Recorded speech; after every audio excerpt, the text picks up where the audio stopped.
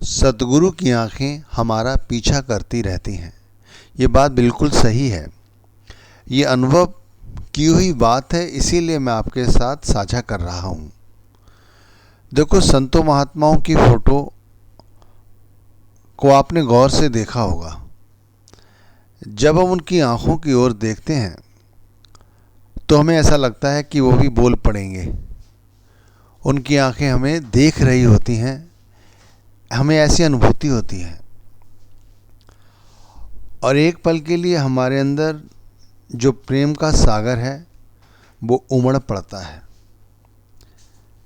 कई बार तो अनुभव ये भी किया है कि उनकी आंखों को देखते देखते ऐसा लगता है कि वो अभी हमसे बोल पड़ेंगे।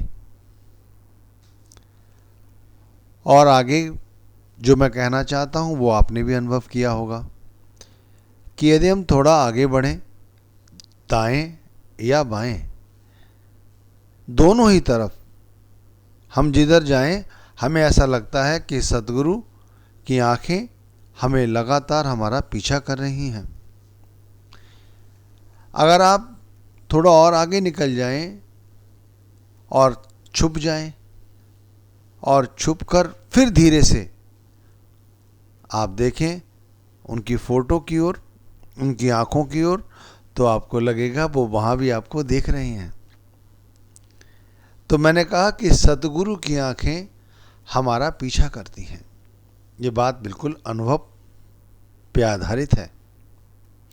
इसी तरह महापुरुषों की आंखें भी हमारा पीछा करती हैं। जैसे मैं कई मंदिरों में गया हूँ, मैंने वहाँ मूर्ति देखी है। जब उनकी मूर्ति देखते हैं और हम मग्न हो जाते हैं उनकी खूबसूरत आँखों को देखते देखते, तब भी मैंने कई बार ऐसा महसूस किया है कि वो हमें देख रहे हैं, हमें देख रहे हैं वो। और उस समय तो एक पल के लिए हमारे जहन में जैसे रूह सी नहीं कांप जाती है, फुरफुरी सी उठ जाती है शरीर के अंदर। ऐसा भी अनुभव किया है।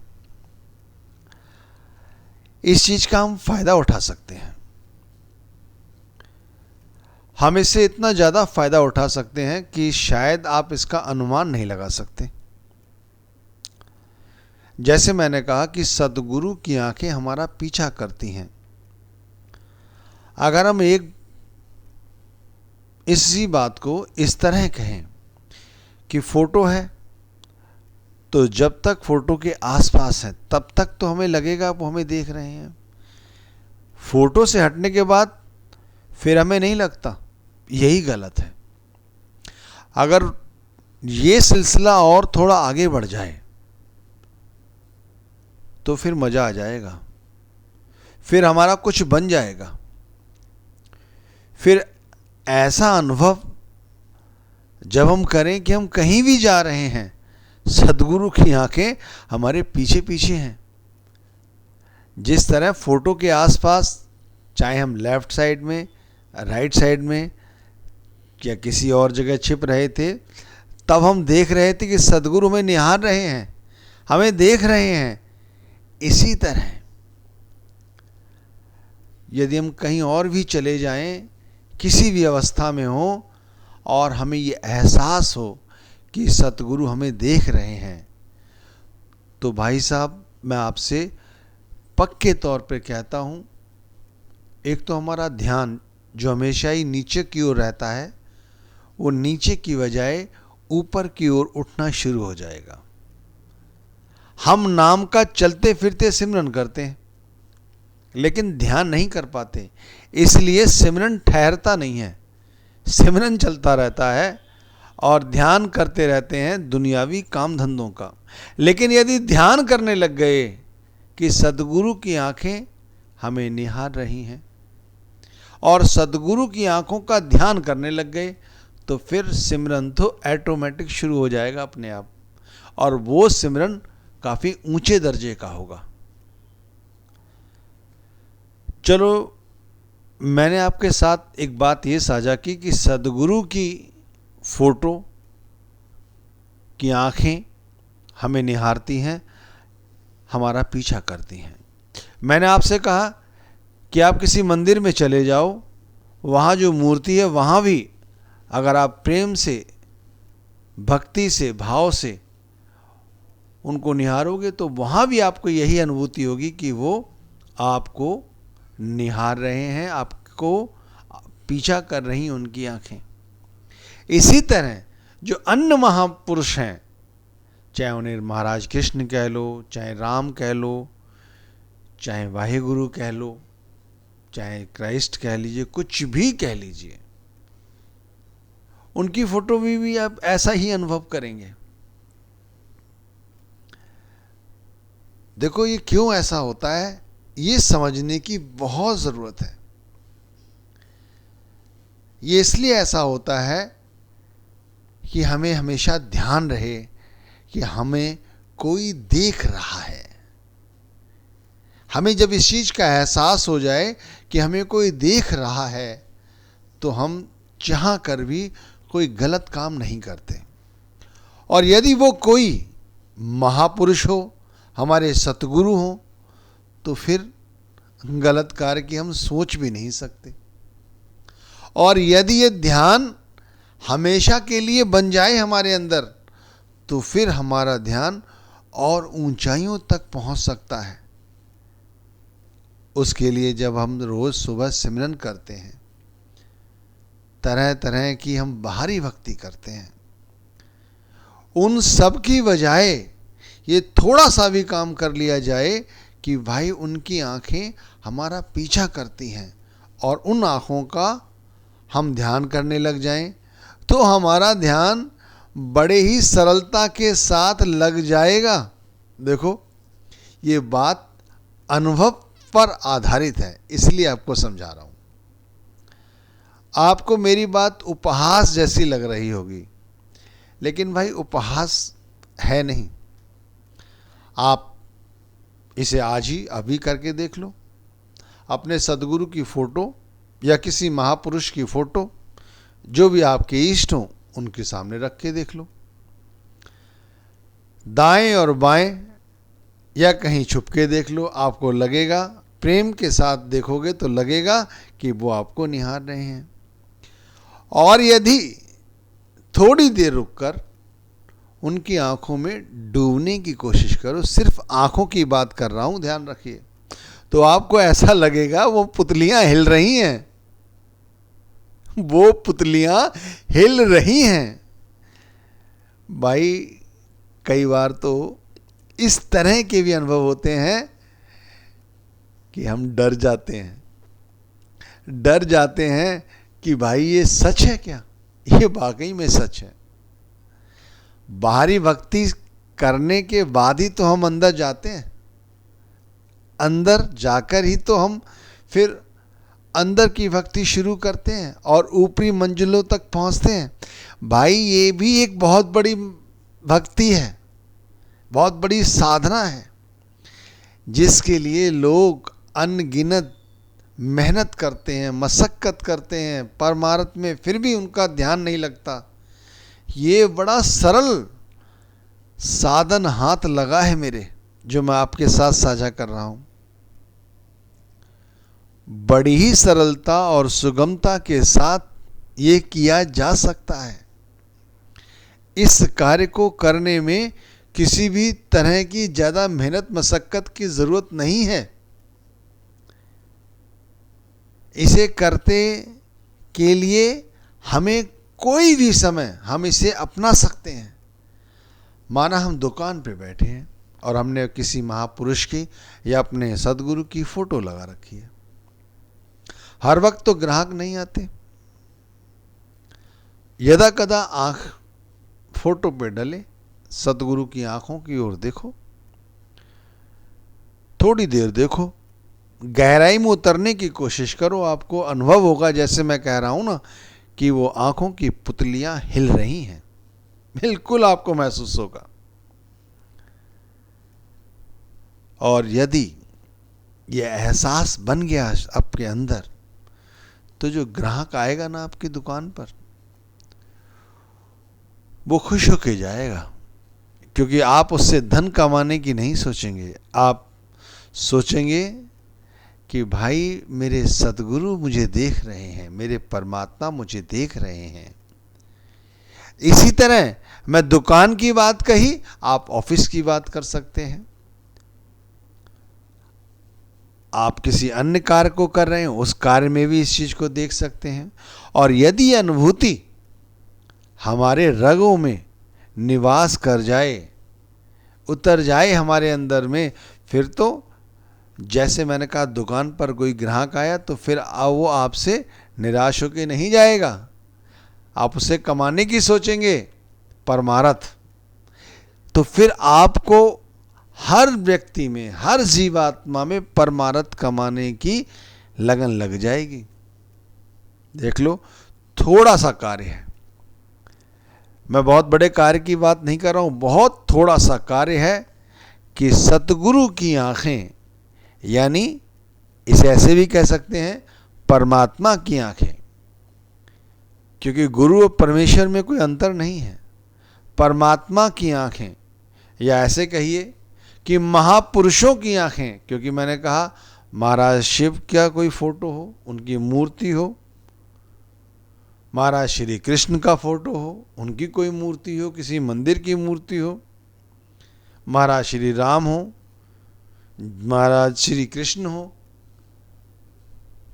और अन्य सभी संत महात्मा जिनके साथ आप जुड़े हो, आप करके देख लो। मेरा अनुभव आपको 100% सच प्रतीत होगा, 100%। ये रियलाइजेशन है, एक्सपीरियंस है जो आपके साथ मैं साझा कर रहा हूं।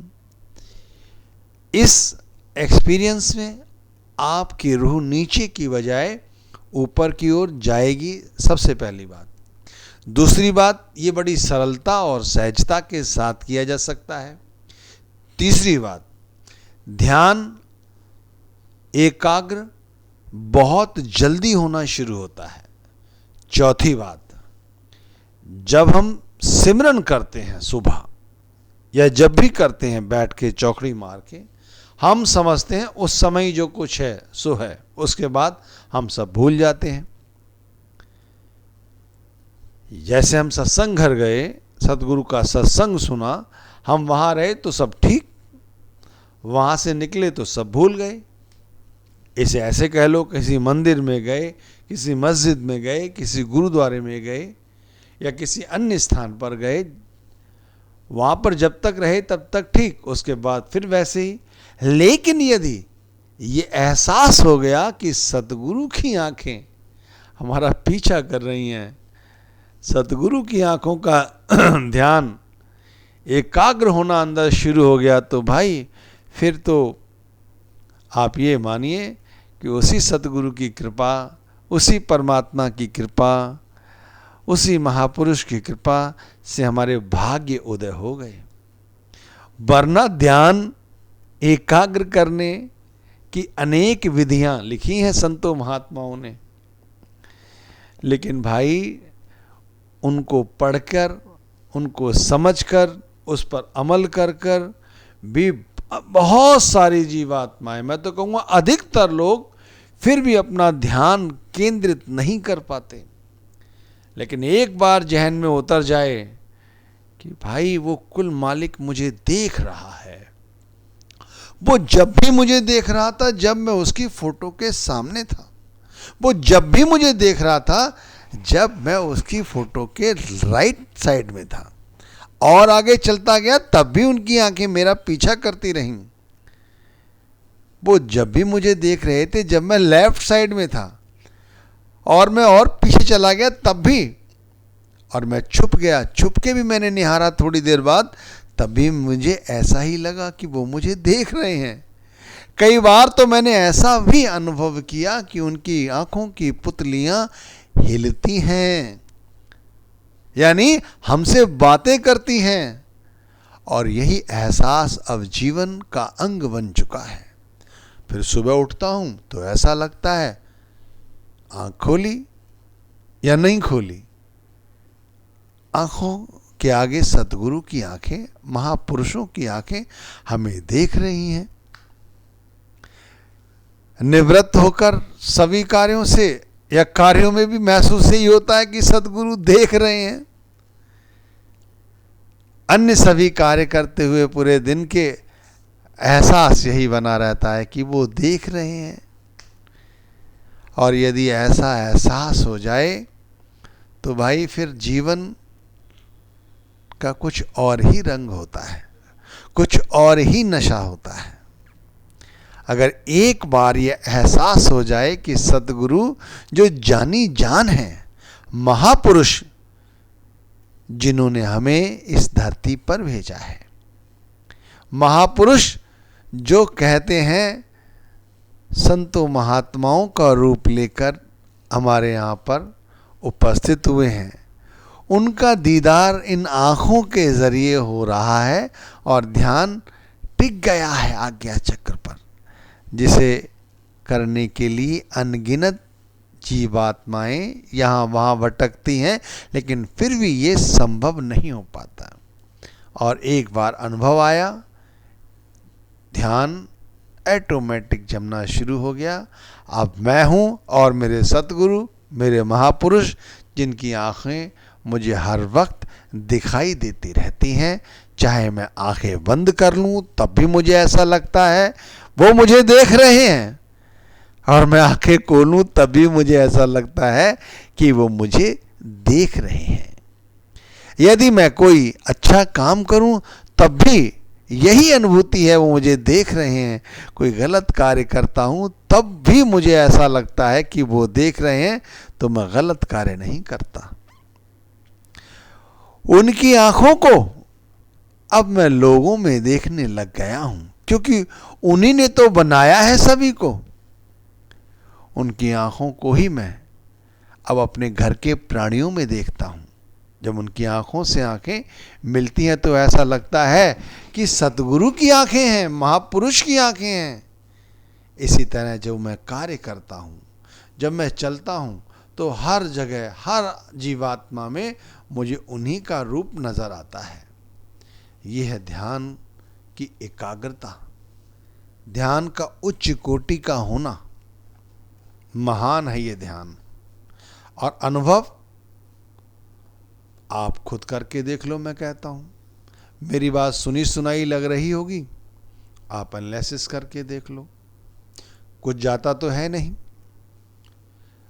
अनगिनत साधन अपनाए हैं ध्यान करने के, एक ये भी अपना कर देखो